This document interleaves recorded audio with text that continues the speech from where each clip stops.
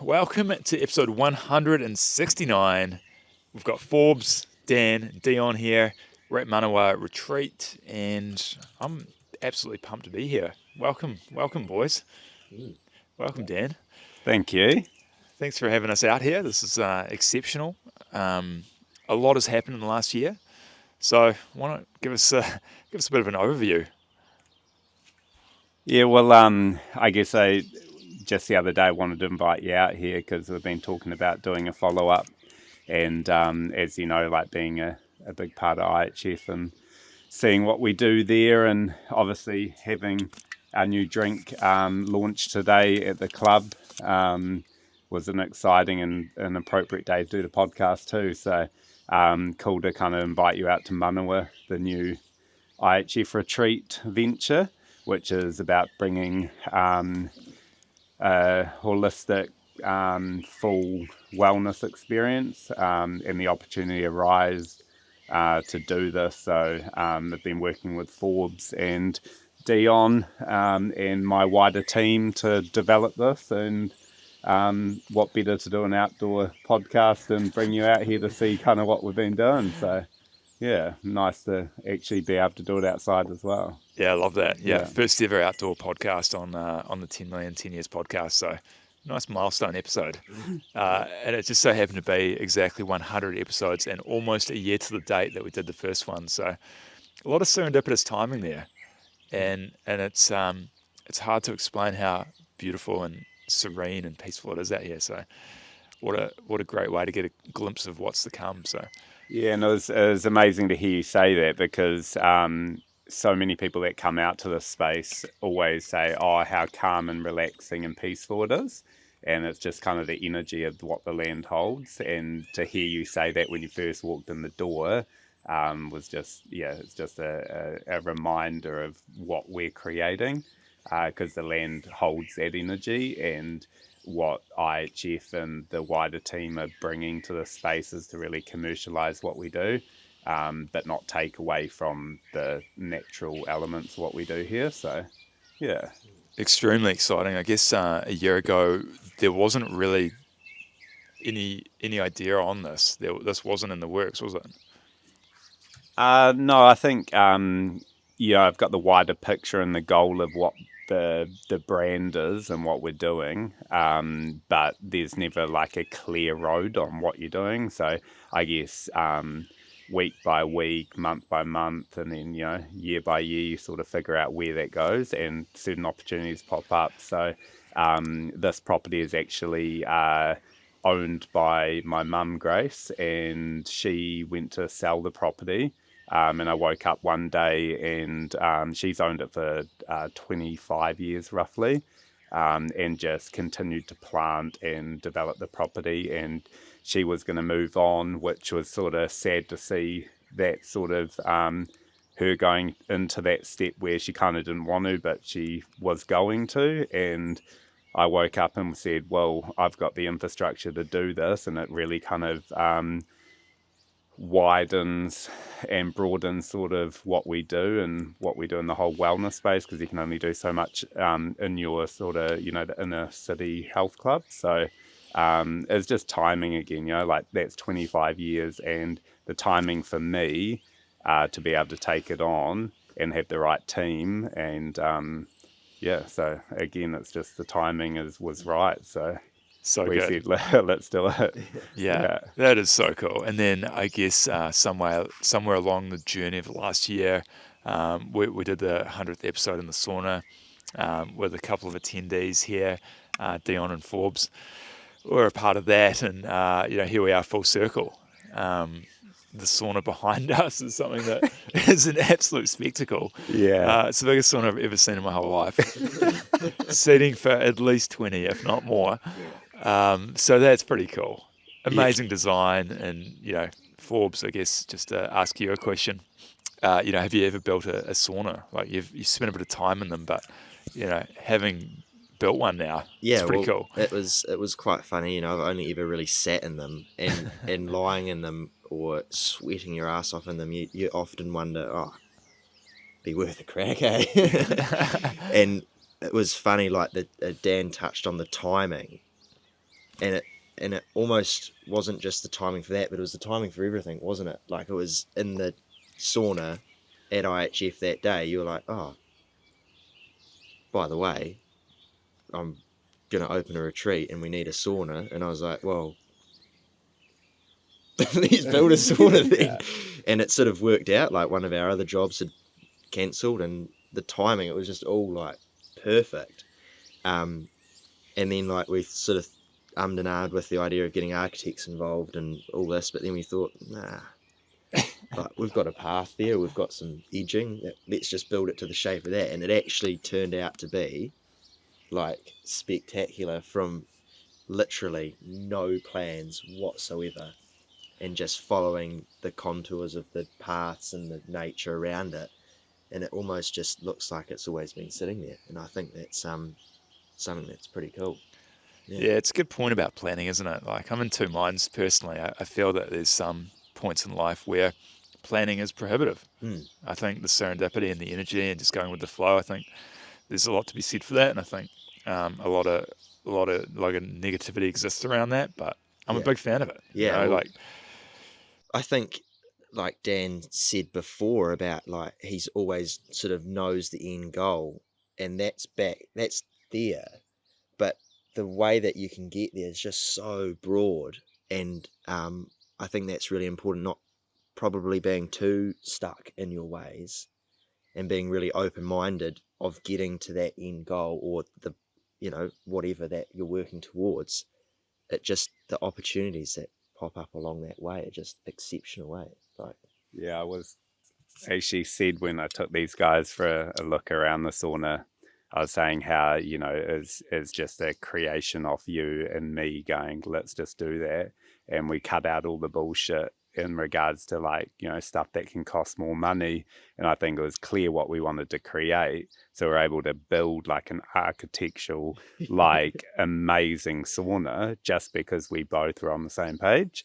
And, you know, if you look at it, the shape of it, every wall is a different length, different angle. We've got glass windows, and it was, again, what do we want to create? And it was following the shape of the pathway, and we ended up with that. So it was just, you know, credit to kind of having two people on the same page, knowing what we wanted to create.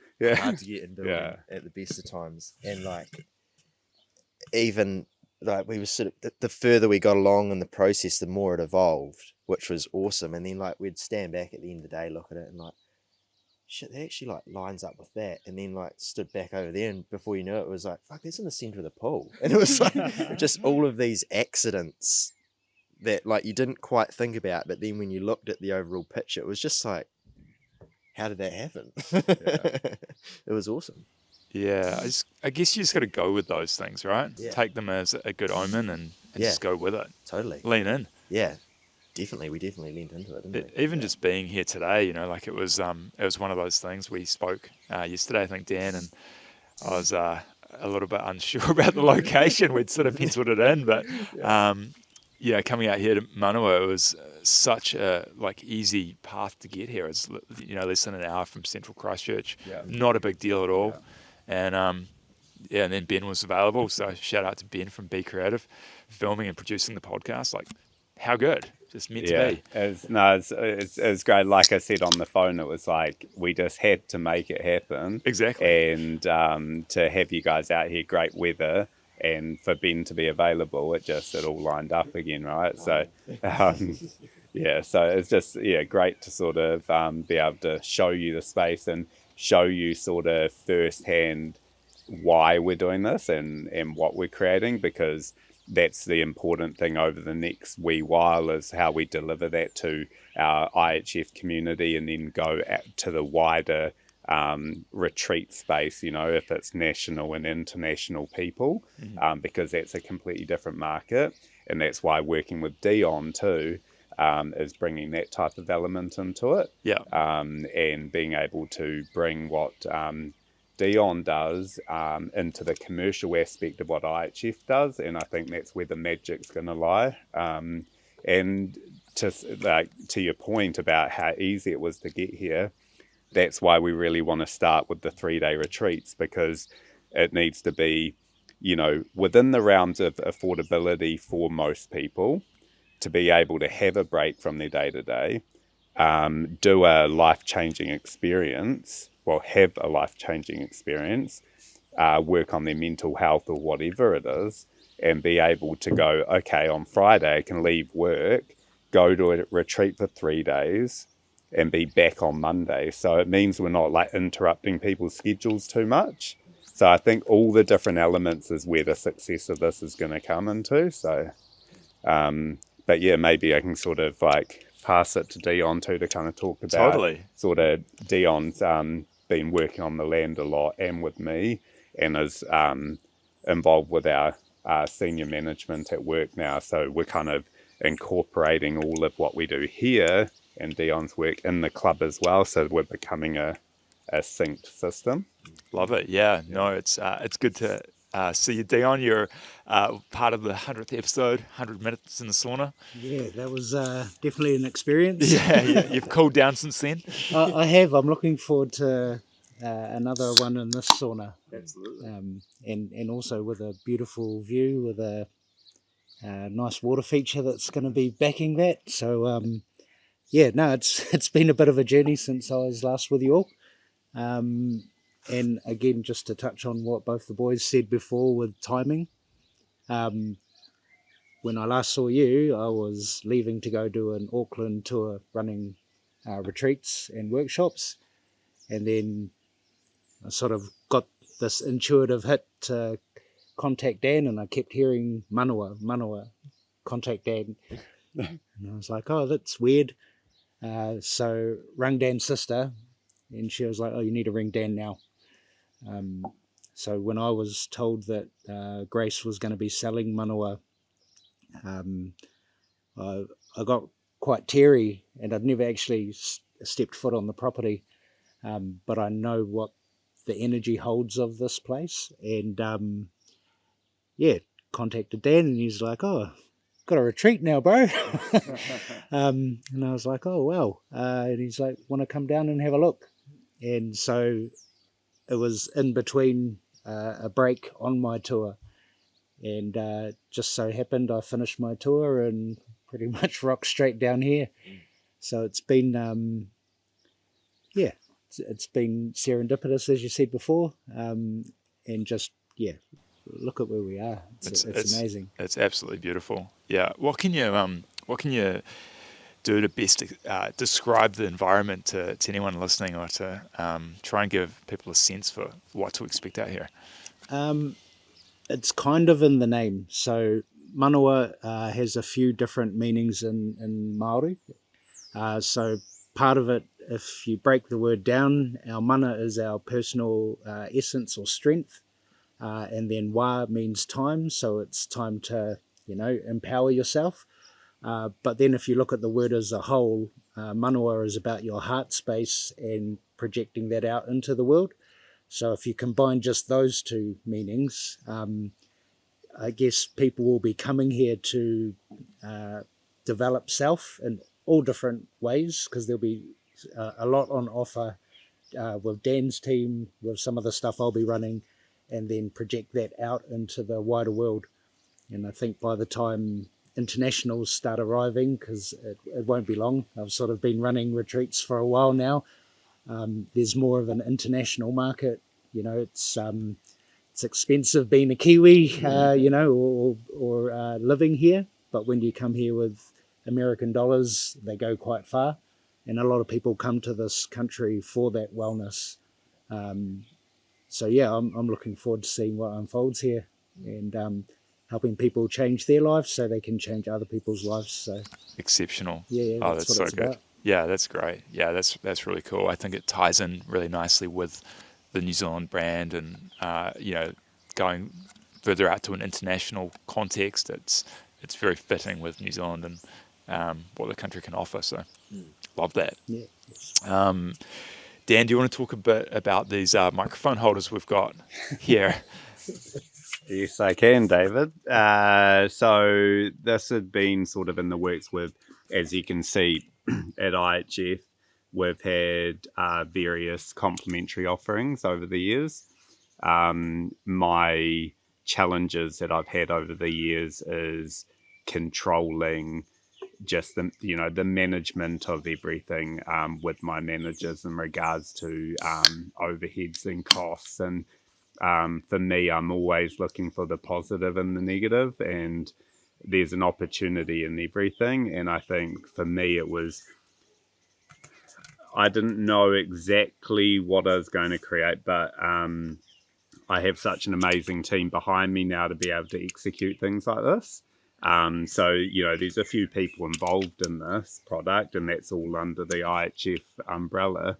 And just very kind of dedicated, driven people that know what our culture is. So, I kind of set the vision and the goal and what we're doing, and then I've got those people to kind of come in and like fine tune things. And as you can see on the Hydrate, as you can see underneath by IHF, if you see, we do that a lot now. It's just sort of brand awareness and just to really capitalize on growing our sub-brands. Important for people to kind of, know the quality behind that. And I feel like we do deliver on a quality product now. So if you see by IHF, I expect that it's going to be a good experience.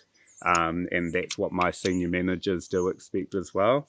And so it's good to get kind of feedback and see what people think. So when I hear that they're enjoying it, then we know we're doing our job, But also with the icon on there, the droplet, that's an original design that I had from the very beginning at Ironhood Fitness.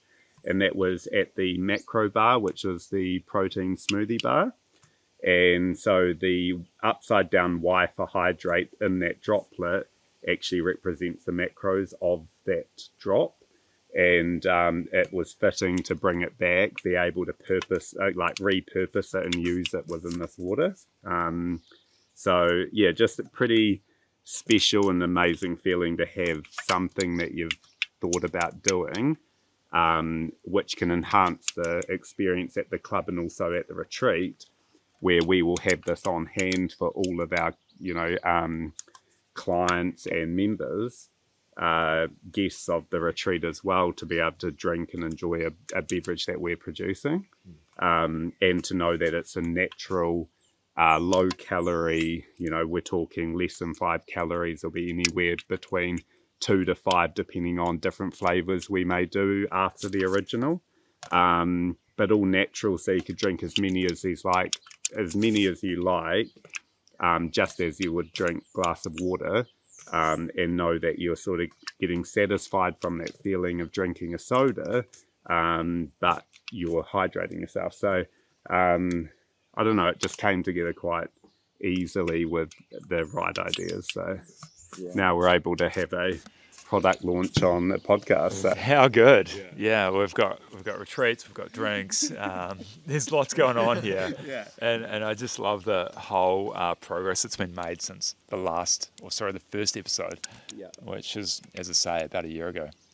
Yeah, I think from the outside it looks it's so great, like seeing the involvement of IHF, but there's a lot of blood, sweat and tears and pain that goes along, building a brand.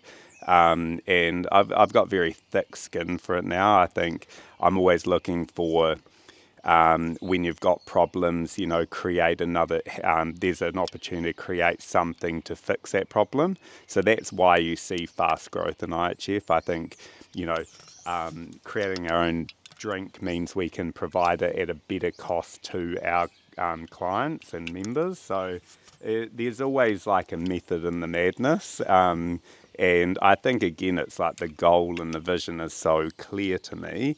And finally, at this point, I have a core senior management team that understand the whole culture and what we're doing. So they don't kind of look at me as a madman anymore. They understand there's like this real kind of clear method on what we're trying to create. So, yeah. So the fun part here is predictions on the next 12 months. Of IHF. Of IHF. This is a time capsule essentially, right? Yeah, well, I guess too. I've learned to I'm a bit more mature now in the sense of like what I talk about or what I do. I think there is things that I want to do and execute, but also there's a power in kind of keeping it close to you as well, because I think I'm someone that will always try to deliver on what I say. I don't want to just be saying things and not deliver. But I think it's also important to keep certain things within your team until you're ready to launch it. And I think that's us as a whole within our company, that we're actually understanding the game a bit better. So I think there'll be a lot more to come. I think the main key drivers for me is really getting the health of the health club to a point where, I can sort of leave my team to it, to run it, and for me to really focus on new key products and development.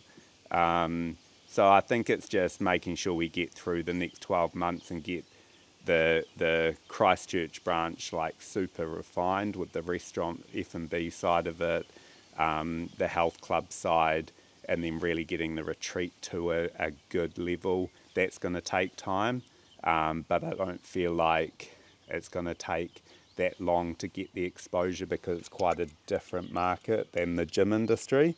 But I think they're the two key things. So once they're sort of achieved, then I'm sure there'll be other things going on, but I will maybe disclose that on the next podcast. Yeah, that was like a wise / cautious answer. And maybe that is what growth looks like sometimes, right? Is to reflect on what you've said in the past, and maybe just to, as you say, just conserve that power and to really consolidate on what you're doing and watch this space.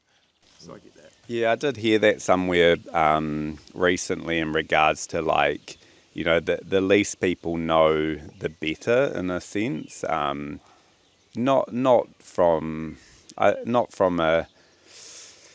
a bad angle, but I think the angle of it just keeps the noise down a little bit. Yeah. So I think once you've established a brand, it's about releasing information on things at the right time. So I'm still kind of learning the kind of art of that, really. Yeah, I guess it's a little bit like the, under promise, over deliver type thing, right? And it's a lot easier to do that if you haven't gone and promised a whole lot, right? Yeah. So I think the brand is solid as it is, and so just to work on that, continue doing what you're doing, but then grow in time, I suppose. Yeah, and I think I've always put myself out there to say, okay, I'm working my hardest to get this done, and I've delivered on it so far. And so I think it's the right time to maybe pull back before I trip myself up and promise something I don't deliver on. I think it's just us becoming a more refined business in our kind of culture and our management style. So. Yeah, I like that. Yeah, I mean, I don't know if you've followed the recent Tesla announcements and just how Elon's notorious for over-promising on deadlines, and then I guess what's happened is because of that, the sentiment is almost negative because it's impossible to sort of take anything seriously now, despite a huge amount of proof, obviously. But you just look at the share prices and you look at like the way that the market responds to vagueness and without any concrete deadlines, and it's well, I guess they can do something and they can sort of weather that, right? Where small business is, you've got to ride the waves, but it's just a tough road to kind of bring anything to market and get success out of it. So 100%. And I think business owners and people that are involved in any sense of business understand that it's a 24-hour sort of job, so you have to live and breathe it. So you've got to love it. Yeah. But what do you guys think of the Hydrate? The Hydrate's delicious. I'd love to know what flavour it is, but I guess that's a mystery for another day. I'm on par with it. I think I've got it sussed. What do you got, Forbes? No, not the flavour, but it's a taste I remember for some reason. and I'm not going to disclose on the podcast, but I think I've got it.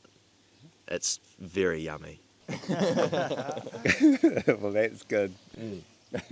It's like I was saying before, it's like I love drinking like real sweet drinks and Cokes and Sprites and energy drinks, even though they're so bad for you, but it's like you drink them because they're nice, but they're not good for you. And then the healthy drinks, they're not nice, are they? They're like, yeah, I'll drink it.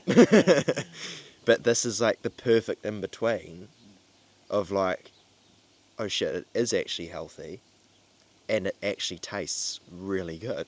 So it's like it's awesome that you've managed to achieve that. And I've just said to Dan that I'll buy a couple of boxes off of him. Nice. Good man. Yeah. Always supporting that. But it's just like, I don't even know how to explain it. I think you need to like try one to even get an understanding that it's like not just a shitty gimmick. Yeah, all those other drinks are, like, oh, drink a healthy drink. It's like, no, this is healthy and it's nice. So it's cool to actually see someone come up with that idea. Yeah, awesome to hear that, because like you've got to select. We did a taste panel to select what we wanted. I sort of got this flavour in against a bunch of others, and it still came back to this flavour. And when you have 50,000 cans ready to fill, you hope you deliver a good product. So yeah, it makes me feel good that people have only given me good feedback so far.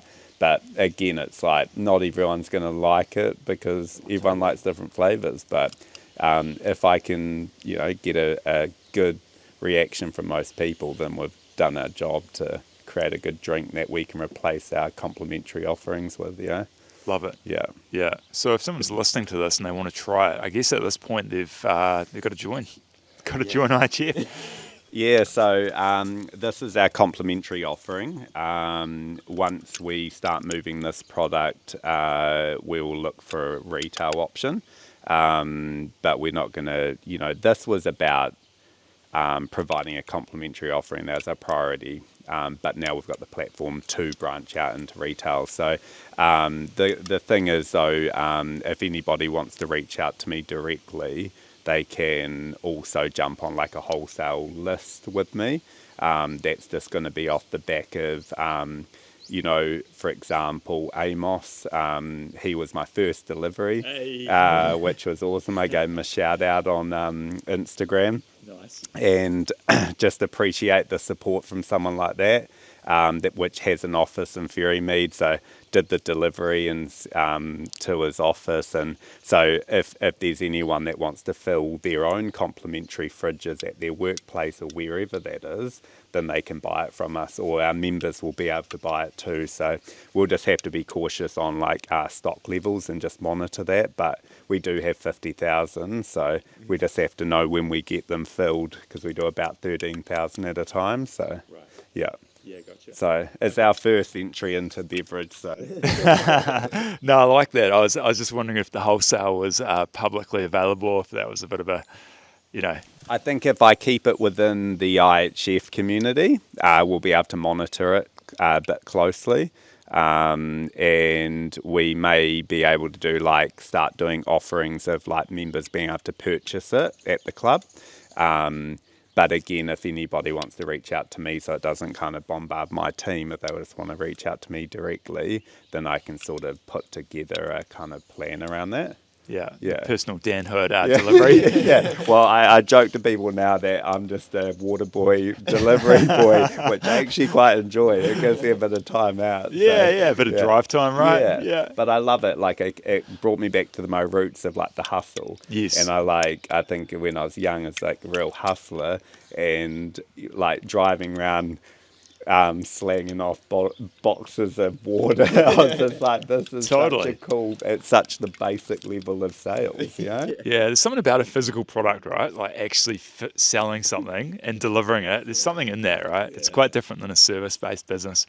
So there's a lot of happiness in waking up, being able to crack a drink that you've put so much effort into, drink it, and be able to go drive and deliver it, and someone else enjoy it too. Like, that's just the basic level of service is a really rewarding thing. Well, it's not clouding your views on it because it's that basic. So Yeah. it's really enjoyable. Yeah. love it. Yeah, you can overcomplicate it, and what started off as a simple thing of I want to do this, and then all of a sudden it turns into this big machine that you have no control over, or not that, but it's just gone so far from its roots of being a boot full of hydrates, dropping it off to a mate's office, and that's so rewarding, isn't it? It's a good point. Yeah. Because sometimes what we think is better isn't necessarily, but the basics. If you can master the basics, it's that simple. Yeah, it's noise, right? Totally. It's, I think sometimes business can get noisy. Yeah, but that's the essence, right? Buying a product for some amount of money and selling it for more than that. I love that simplicity. It's refreshing, pun intended. Yeah, and I think too, I always think about the cost of things. Like, if you think of like R&D, right, the effort and the time that goes into developing something, there's so much value in that because most people don't want to do that work. And so I think when you're buying a product and then you're selling it for more is not like a sense of, I'm ripping that person off for a product that's actually costs a bit cheaper than that. You've put all that work and effort into it to provide the convenience and the accessibility to it. So the value in a product that you buy off a shelf is that you can walk in and buy it and it's easy for you. And so that's where that price comes from, rather because everybody has to make money. Businesses need to make money to continue to make products better and more available for people. So it's just interesting when you break it down to like the cost of things. And it's like, yes, you can go online and buy something for really cheap or something, but buying something for this price, or a business that buys a product for this price is because they're taking all the risk of buying 50,000 cans. Yeah, that's right. That's exactly right. And it's funny we're going down this line of chat because just after Brett and I cracked one of these this morning, we're talking about that. We're talking about the R&D that goes into it and how it's partly the per unit cost, but really the reason why like the phone is $3,000, it's to fund future R&D, right? Yeah. Like, it's not just the components; it's everything that goes into that. Yeah. And so that experience, right? 100%. You say you're buying an Apple, you bought it because how you feel using that product and how much better it makes your life, or much easier or convenient, right? Exactly. Yeah. So I guess like you've got your $50 or $100 burner phone that might do very similar things, but I guess you are sort of funding the future versions of that, and as you say, the convenience and the whole system, the whole ecosystem. So yeah, interesting. It's also that simplicity though, like we were talking about before, how you can break it down, being and simple is enjoyable.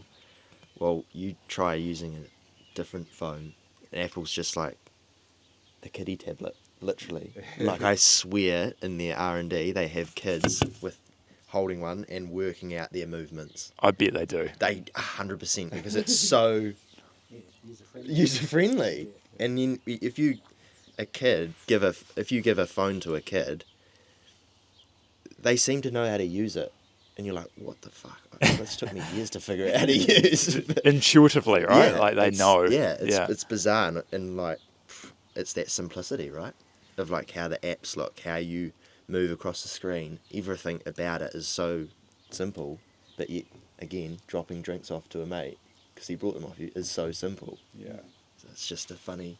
Yeah, we sometimes overcomplicate things, don't we? Yeah. Yeah. It's a funny thing. Yeah. What can we talk about out here, Dan? Is there a timeline? Is there an open day coming up by chance? Yeah, so we have things being completed like very shortly. we've had the release of the branding on the Instagram page, which has been put across all of our platforms. Manawa Retreat, which sits under the IHF Retreats entity.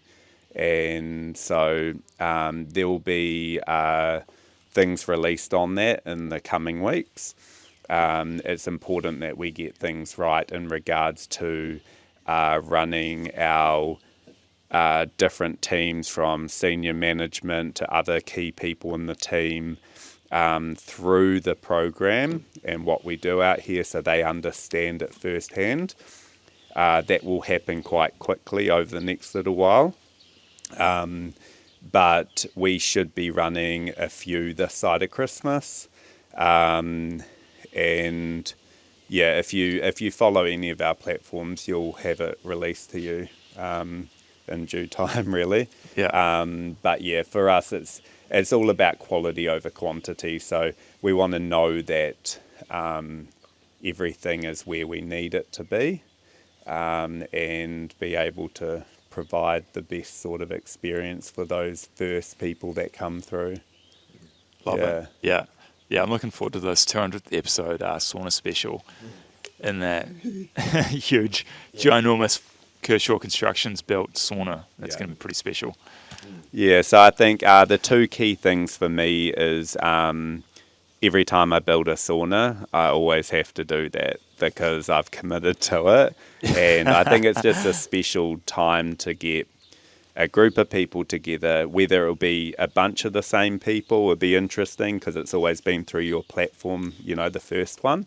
So again, just doing another one, highlighting the new sauna, Manawa Retreat, the kind of expansion of IHF.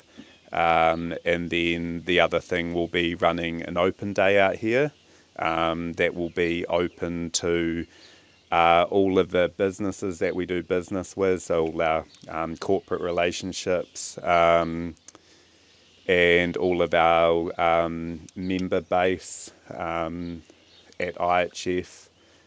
So yeah, there'll be a big list to go out, but it will be about inviting as many people as want to come out for a day where there'll be food, be able to have a look at the facility, meet some of the people that will be running the retreat, and be able to be in the space and on the property and know what they're kind of purchasing before they commit. Yeah.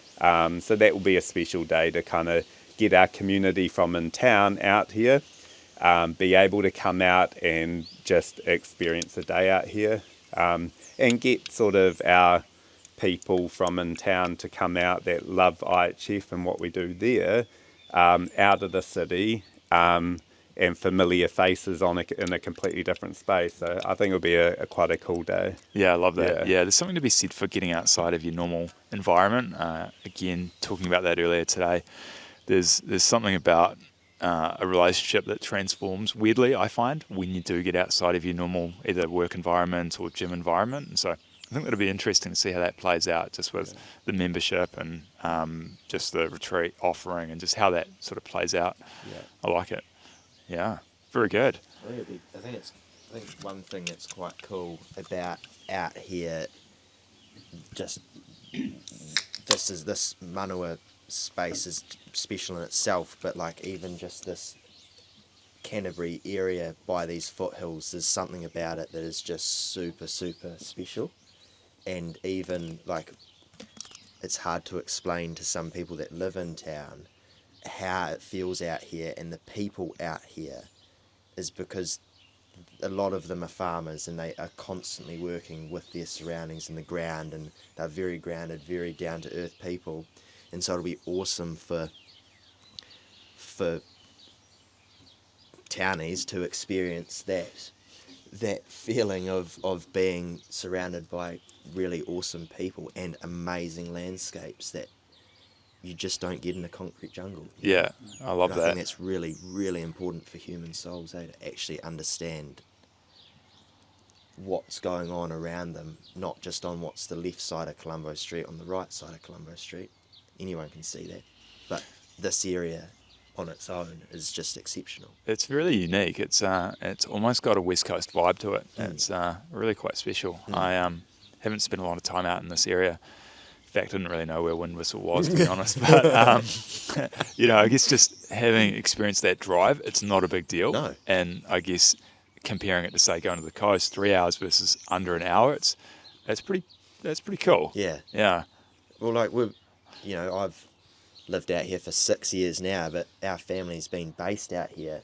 And whenever you tell people, I live out this way, they're like, that's miles away.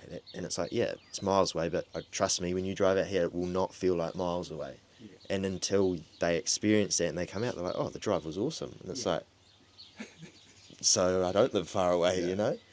Yeah. I've had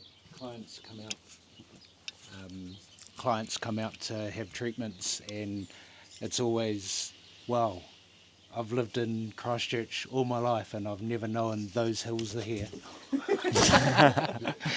Got a fourth guest. Yeah. Kobe's on live. Yeah, you must have seen on your drive out, like, even it's, you know, getting into spring, sort of moving into summer, and there's still the white-capped mountains that, from the moment I got here, I was told you're in a really special valley. And so there's a Māori significance with this valley known as the Waitaha Valley. I was actually told about this property 15 years ago when I first landed in South Island, and that this was known as the Valley of the Waitaha Grandmothers. And so you kind of feel that when you rock onto the property. And the guy who told me about this 15 years ago, he came and got a treatment here, and he was blown away. And then the property is actually surrounded by the Waikirikiri River, and so I took him down to there. And Grace told me when I first came to look at the place, she was we were sort of walking towards the river. I was beelining it for the centre of where I could hear the water, and then my whole camera and my body just moved, went off to the right, and it brought me right to a stream.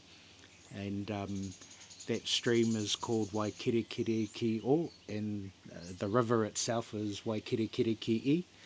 And she was like, oh, what's going on there, Dion? Because she was following me, and she could see that my whole body had just swung around. And I was like, I don't know, but I'm right here. She told me the name, and I was like, do you know what that means? And she was like, yeah, this is the meeting place of the masculine and feminine of our Creator embodied in water. So it's got this real significant vibe there. And I mean, I don't know if the microphones pick up all the birds chattering, but I've been real lucky to live out here on the property while we're in the building phase. And an hour drive to town and back, or under an hour, it still beats an hour driving in Auckland. 100%, yeah. Absolutely. I'm from the city, so but I also I love it out here. Those mountains, it's an hour drive to the beach, and then I think it's 2 hour drive to the west coast. The people are the salt of the earth, they're sort of really curious about what's going on out here. And I think the coolest thing for me is I drive to IHF and I'm in luxury. I drive out here, I'm in like scenic luxury. And just what's taking place is amazing. I don't know if you've noticed, but like what you were saying with the was it with the sleep, like the ancestors or something? Yeah, right. So I don't know if you've noticed, but when you drive just coming into Kerwin and you look at the mountain range across here, there's actually a sleeping beauty.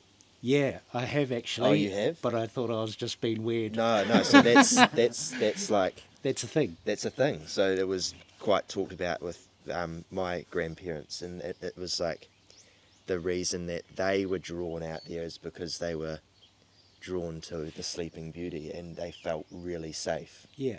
Being by So it's literally, if you look at the mountains, you can see it. Yeah. I know You can what see you're the talking face, about. the nose, the breasts, Yeah. the feet, like the whole lot. And I think there's like a curve, or when you actually drive from Rangiora through the back way, it looks like the mountains off to your right look like a whole bunch of like old faces. Yeah. And when the snow's sort of melting and you got some of the rocks coming out, it actually looks like old people's faces. It's super trippy. It's just, and that's what I think is so special about this area, is that there's just something about it that's almost hard to explain until you're in here sitting like we are right now. Yeah. We could sit here for days and not even feel like we're sitting Oh, here. yeah. You know, Timeless. Yeah. Forbes, you've got some exciting news. Can you share that on the podcast? Just off on a bit of a tangent. Yeah. Can you talk about that? So we were chatting maybe a year ago-ish, maybe Coming up. less. Yeah. We were talking at some point, Yeah. and we're talking about goals, as I tend to do. Yeah. And Forbes had a goal on there to buy a property. Yeah. And Another one. Yeah. Yeah. Based on the episode that we did at Forbes' place, the amazing building in Darfield. And you've just recently done something. Yeah. Yeah, it's funny, like I didn't talk about it a lot, as Dan was saying before, like there's almost a bit of a fear about sometimes talking about certain things because if it doesn't happen, you look like a bit of a fool.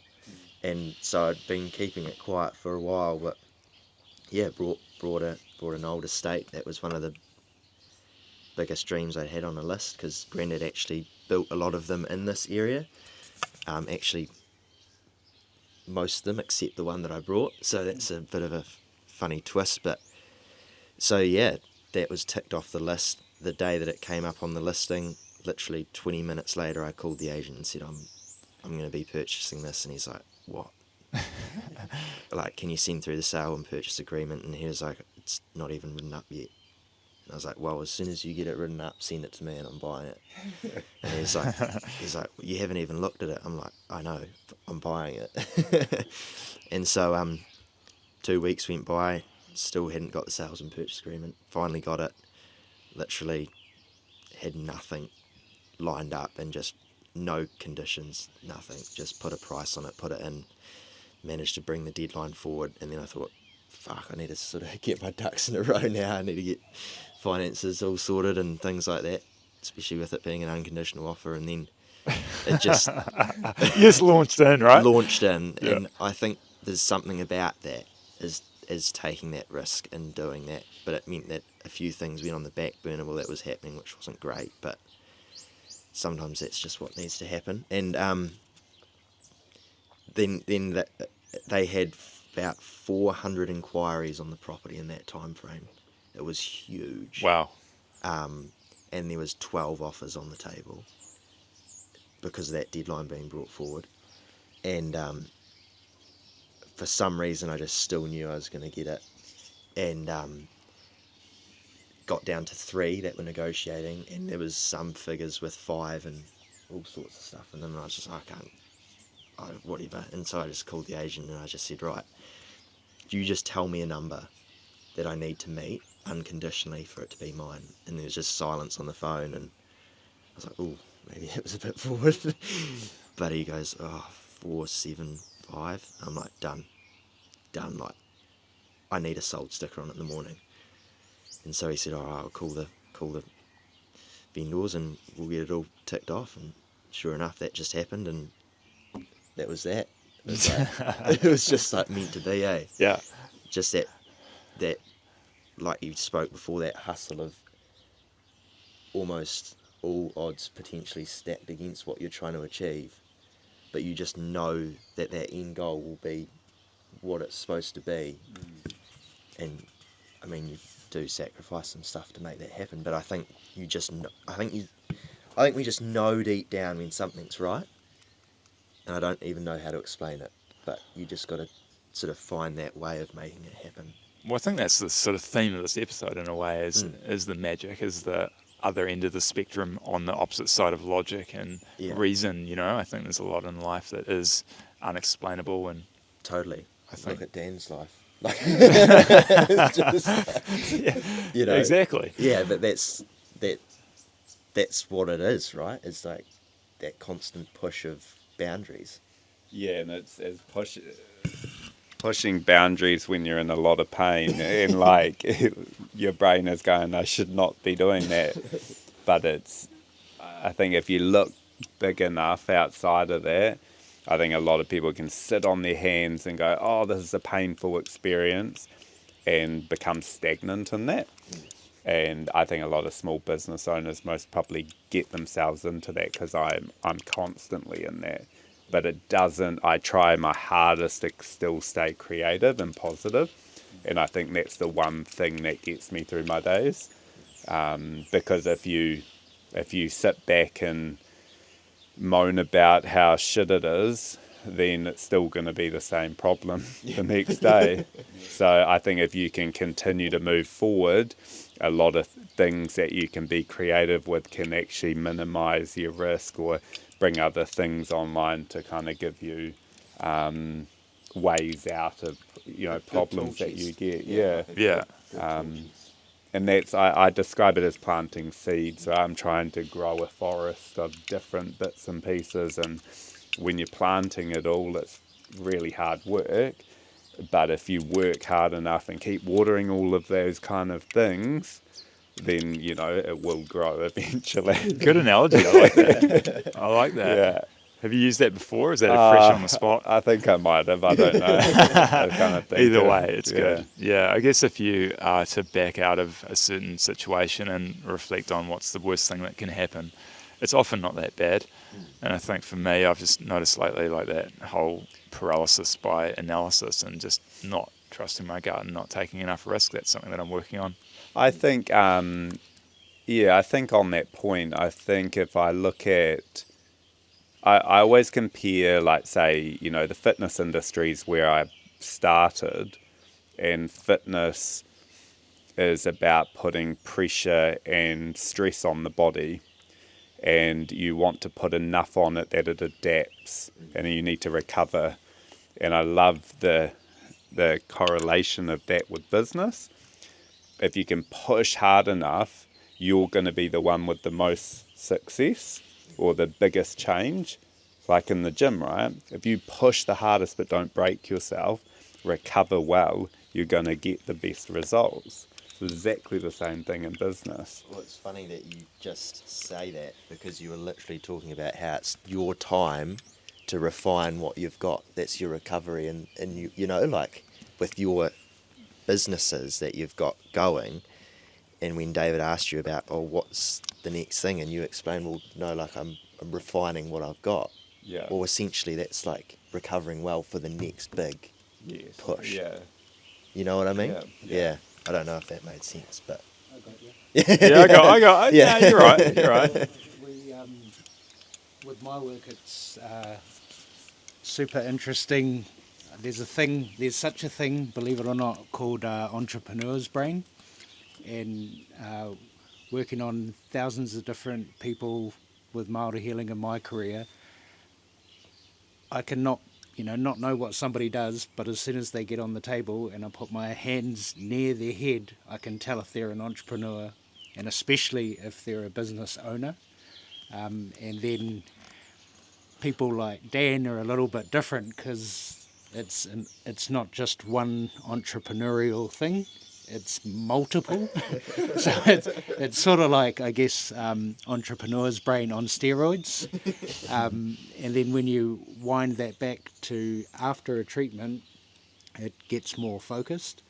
And I had a question for both of you, was around how much of your stuff is, like with that house, we had a little conversation while these guys were looking at the property. How much of it for you is like intuitive hit, and then manifestation off that intuitive hit? all of it. All of it. And what about you, Dan? I would say, it's kind of a combination of all of it all the time. But I think, I don't know if it's, I think you have that that thought and idea, but you have to keep that visual very clear the whole time, or you'll fall away from it, because the pain of it will make your brain say, go away from it, to steer away, in a sense. Yeah. I also think, like, you know, when you ask that question, it's like you know, well, you know certain things, and it's very like you'd manifested it, or you'd thought about it so much that it's like, this action needs to happen or I'm going to go fucking insane. Yeah. And then it does happen, and then you're just like, right, let's just get this across the line and we'll figure it out. And there doesn't necessarily need to be a plan, but you know you'll figure it out. And it's just that, I don't even know how to explain it. I'm sort of getting it. So before that completion, do you sort of notice when you know, I guess like you probably had these moments with building or with the sauna when you just take a step back, take a breath, like stop being all in your head about it and just look at it from a different angle, and then you see something new to complete that. Totally. Yeah, it's like,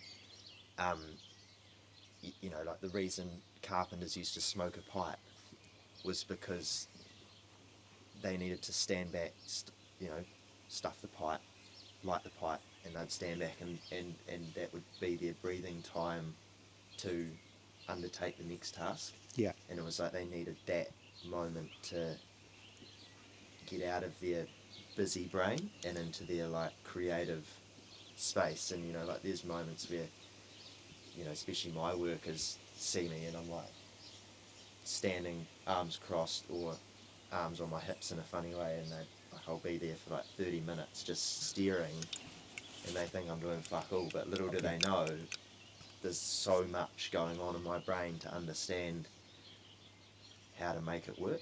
Yeah.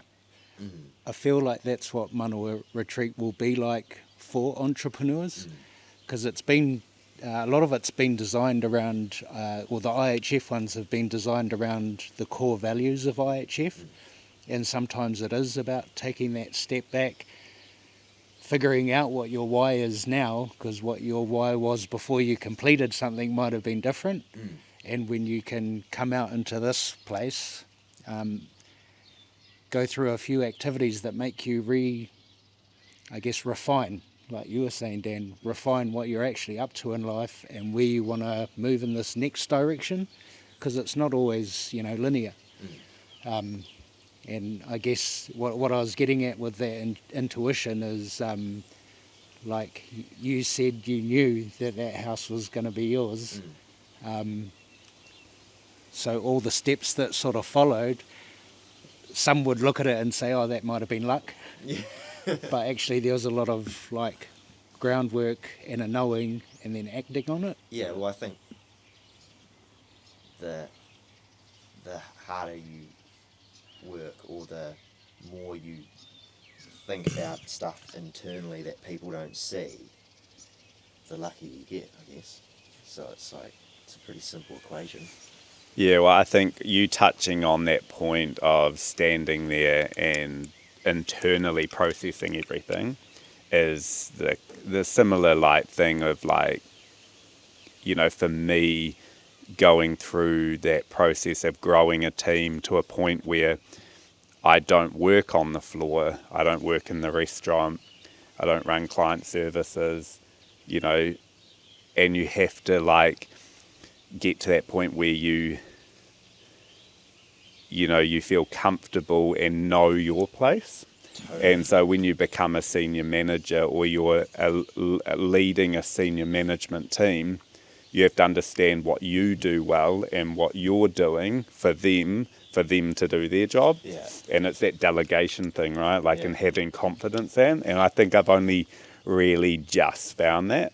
Yeah. Like, you have different stages through it, but it's like, you know, you thinking about that and processing that is like so important. You know, like I think I heard about, it was a guy that worked for Ford or saying they complained about he did bugger all.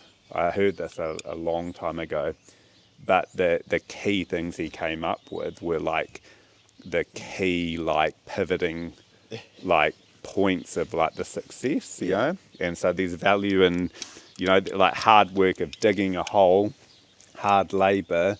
You know, people always think of hard work as just that. Mental like exhaustion like in management is a really hard job.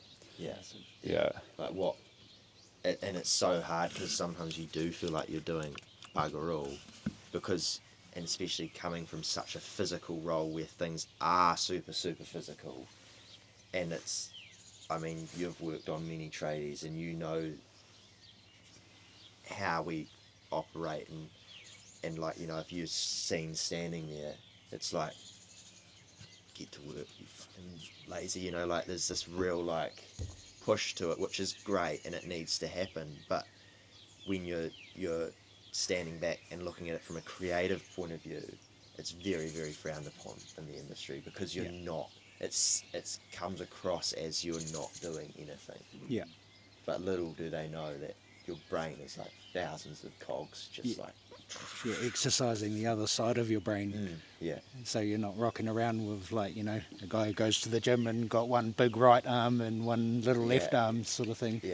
I think, when we can find that balance, and that's what I was sort of touching on with entrepreneur's brain, is I find a lot of the time both sides of the brain are churning. Right. Like not just one side, because logic would deem 9 to 5, pay the bills, but entrepreneurs sort of have this different creativity that, like, you'd see it in any one of your guys' eyes when you have a creative moment of what's next.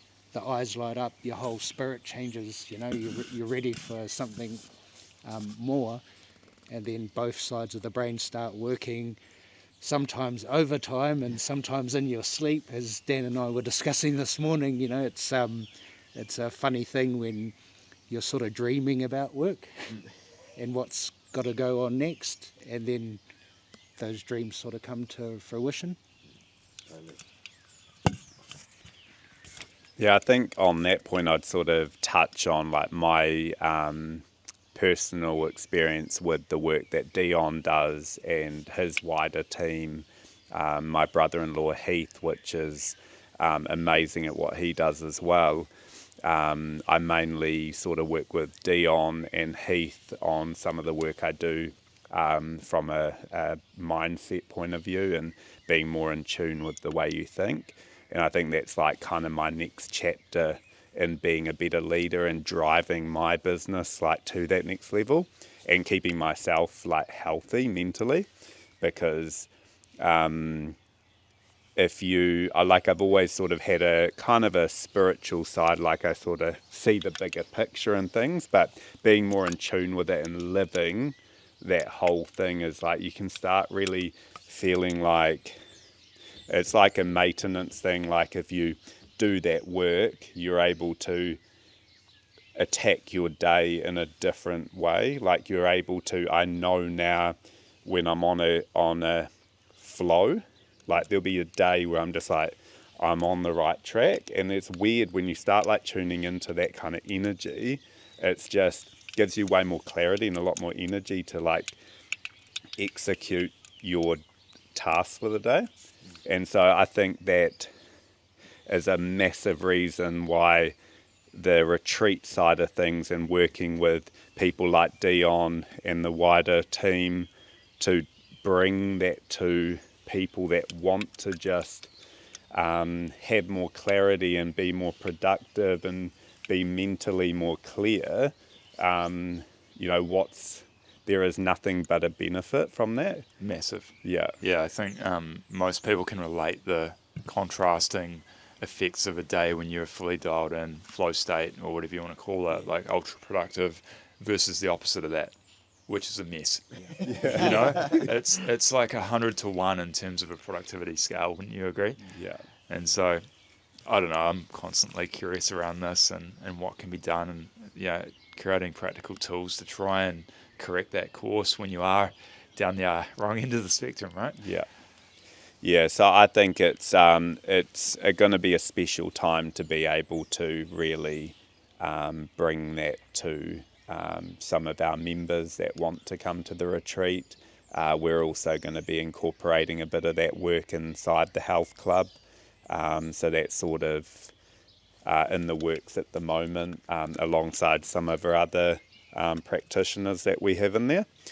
And that's important that we keep pushing that bar into not just the norm, and be able to bring sort of alternative, like I think in the public eye, an alternative kind of options that some people are almost maybe a bit sort of unsure of, or a bit afraid of the unknown of just not the mainstream, is quite, I think, going to be quite a special and powerful thing for. I've had chats and meetings with Dion around me coming together with Dion to be able to bring that type of medicine and practice with a really commercial business sense of what we do at IHF, and be able to deliver that. I think that is a winning combination, because it's, there's so many different industries that struggle to get traction because they're alone. And so when you've got a powerhouse team to deliver that from every department in your business, that's what's quite exciting about it. So, yeah, it's a nice complementary option, right? Like, it ties in so well with the existing infrastructure and the existing experience the members get, and so I love it. Yeah, definitely taking a different path than what would be expected to, which I think is really cool. Yeah, love it. One of the funny things for me is when I first started doing this stuff, it was mainly to help people who were less fortunate, and especially coming from that corporate nightclub background. But yeah, about 2 years in, about 2 years in, no, you're all right. I started getting entrepreneurs, and that's when I started realising, oh, these guys think like me. And now it's moved from entrepreneurs to, athletes at the top of their game.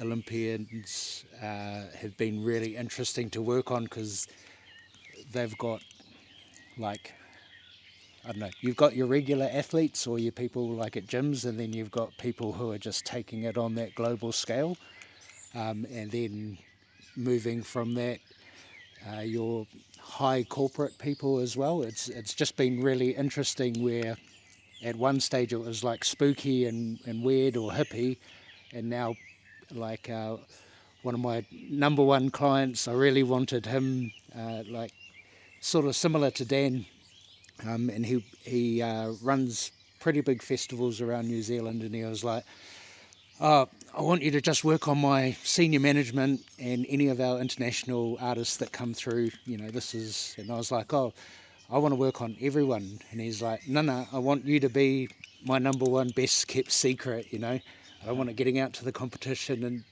that's sort of 10 years ago. But I think now business people are really starting to realise that to have a cutting edge in whatever market you're in, whatever sport you're in, whatever industry, there's a different type of work. We've got to adapt and change. And as much as some people might see it as new age, it actually is like steeped in indigenous cultures as well. And I think being able to bring that to a modern day sort of setting, mixed with a powerhouse, is a real good way to move everyone towards, like you said, holistic, but just this full scale of wellness and empowering everyone to be, who they were meant to be. Yeah, that's great. Yeah, because we're born with so many limiting beliefs, and if we listen to them, or that voice inside us, is popping that doubt in, it can be a hard thing to break through. And how you were sort of saying just before, like, some days, you're not on flow state and everything falls to pieces. Having those tools in your belt to be able to pick yourself up or your team, your workers, your clients. It's an amazing thing to be able to do for yourself first and foremost, and then share that out. Yeah, I love it. Yeah, there's definitely a movement coming, I think, where it's hopefully a little bit less about, like sort of busy work, like what you say, Forbes. It's almost frowned upon to not be busy, and it's quite a delineation between productivity and busy. And I think there's a movement. I think it's coming, and I think like what you guys are doing, it's great. It's enabling that. It's enabling more of that, and more high quality work, and people being the best version of themselves. So. It's funny when you talk about being busy or not productive or whatever level people want to sit it at. I kind of had a saying based around like, you can either be a old diesel tractor just putting along. It's only ever going to be that fast, but it's like, why can't you be like a high performance F1 car, And when you're built like that, then it's just going to go that at that level. And I think us mentally, if we can like build our mind to that level and have the right mindset, then you're not going to burn yourself out at that level. Yeah. There's a different, it just depends where you set your marker, I guess. 100% agree, yeah. There was a event we ran yesterday, and it was just in reference to property, but I think this whole theme carries across to a variety of different worlds. But yeah, it's essentially that the C player doesn't just go straight to an A. Yeah. They got to go to a B and a B to an A, but it takes forever to get from a C to an A. Yeah. And I don't really know how this relates back to the chat, but I guess it's a decision first and foremost, right? Well, you look at car manufacturing, right? Cars started at one point and they kept refining it to what we have now. So like the same with humans, but like what can we do in our lifetime to ourselves, right? Yeah. But I think like what I'm finding fascinating about like looking at work like this to make you perform at a higher level and keep yourself healthy mentally is like I've referred some friends of mine that run other businesses, and you're stuck in that bubble with that stress and that pressure all the time. And, like I took a friend of mine down to see Dion and do some work, with Dion, but also took a friend of mine to Heath in Queenstown. And, he said it was worth like everything to him, because it's such an unknown experience. But he trusted me to come down, and just makes you think about how you operate. And I think one of my big goals later on is, once I've done my own development to a certain level, is having a team to be able to go into like high executive teams and be able to work with them and go like they're performing at a high level, but how can they fine tune that and be performing even higher? And that's exciting to like try and work, like I'm still building myself, but like to have a goal of having a team to work with executives that have so much like sort of power and influence on movement in industries, like that's quite it's almost like a political side of it, is like working with key people that can make big change. Yeah. So high leverage. that's a really, that would be a long-term goal for us, is to have a team to be able to do that, or even within retreat settings. So, yeah, I guess that's it, right? Like those people and companies have the ability to create real positive momentum and change, and it's a great goal. Sounded like a bit of commitment there. I've committed. I just took a couple of hydrates and he's into it. I like it. All right. Well, that's a good episode, boys.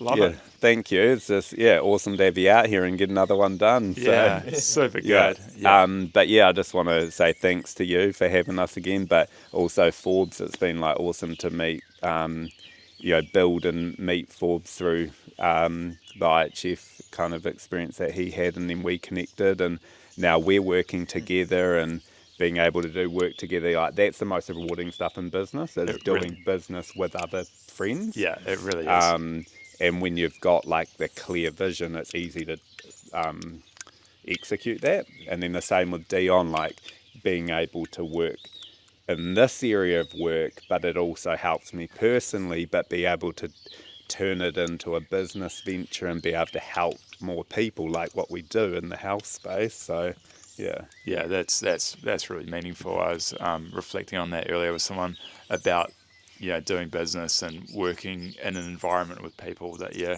get on with and like and trust, and sort of one of the really core simplistic ways to look at life and a goal in life, right? Is if you're doing stuff with people that you like, then what more do you want? Yeah, 100%. So should we crack a new Hydrate and see who can scale it? Scale it. Should we do that? The Hydrate Scale Challenge? Yeah. Okay. What a way to end. I'm into this. Okay, so how are we going to do this? We're just going to count it down. 4 deep anyway. Hydrated as, bro. Drinks like this on a podcast, so you're obviously winning. Yeah, it's quite a few. All right, cheers, guys. Shot. Right. Okay, Go. 3, 2, 1, go.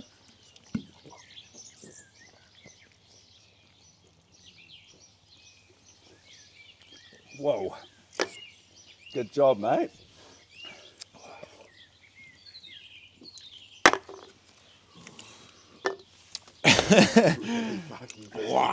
Wow. That was something. So Forbes was the winner of that one. It's not because of my alcoholism. You got to do another one. The winner. Not often you see people scull sparkling water. Yeah. It's not often at all, Ben. Good challenge. That was a first for me.